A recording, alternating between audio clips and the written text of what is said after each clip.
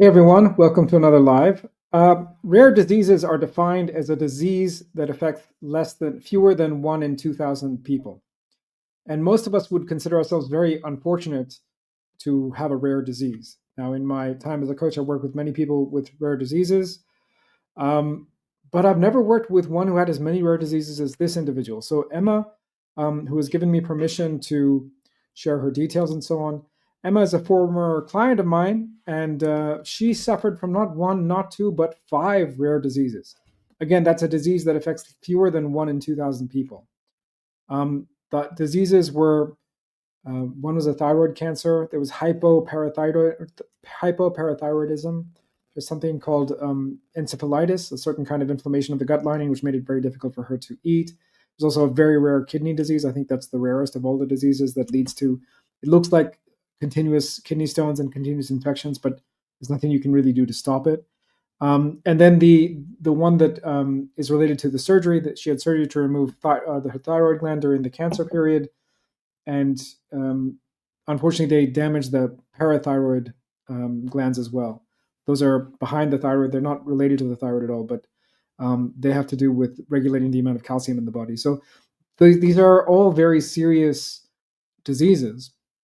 And when I first started working with Emma as a client a couple of years ago, I have to be honest, she wasn't in a great space, either mentally, emotionally, or physically. Physically, she was about to have an operation, and really we started working together more after that operation. But mentally and emotionally, she just wasn't in the best space because all of this was really taking its toll. And for some of us, when we don't feel 100%, I find this especially with women, we sort of double down. We sort of say, we're not doing enough exercise, we're not doing enough work, we just need to do more. And of course, in Emma's case, she was basically making all of her symptoms worse by doing that. She was adding more stress, more fatigue to a body that really shouldn't have been subjected to all these things, right? So it was a pleasure to work with Emma. She's the one who actually figured out how to treat herself with my help and guidance, of course.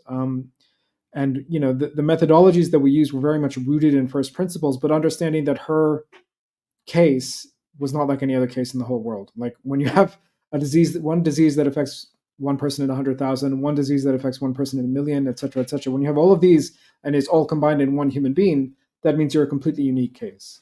So what I learned from working with Emma and from others with rare diseases is that, yes, we can begin with first principles, and we always begin with a first principles approach, meaning how did humans evolve to eat? How did humans evolve to live? How are we going to, and almost always that first principles approach makes things better. In fact, I would say always, 100% of the time, but it's not everything.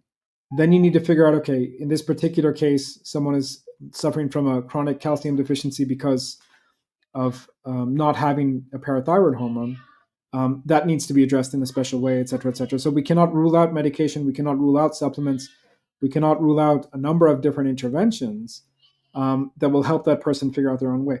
In the end, Emma became so good at it, and she had to spend so much time figuring out her own self that she decided, hey, why don't I actually learn how to do this with other people? And so I'm very proud to say that she has now followed in my footsteps. She did the same course that I did, health coaching course, and she will start her practice, I believe, later this week, or maybe it's already live. I'm not 100% sure. But she is accepting clients, and she specializes in working with couples. If you are a couple looking for a health coach, I urge you to give Emma a call. She's going to be amazing. She's going to knock it out of the park. It's going to be really something fantastic to see. So some thoughts here. What are the thoughts? I mean, again, it comes down to the failures of the medical system, because what the advice that she was given, some doctors were sympathetic, some doctors were not, but all of the doctors at the end didn't give the kind of advice that we could give, or the kind of help that we could give, the kind of support we could give through encouraging experimentation based on a first principles approach, right? So if you're getting jerked around by the system, if you feel like things are not going well, give that first principles approach a try. It's definitely going to get you closer to your goals. And I go so far as to say, what are you waiting for? When I met Emma, bless her, I mean, like I said, she wasn't in the best place. I remember certain conversations about addictions, about alcohol and so on. And it's tough to get over those things. But once you realize that you have a choice between your, whatever it is, your nightly glass of wine and your health, then it becomes really clear what the right decision is. So some food for thought. Thanks so much, and I'll see you in the next one.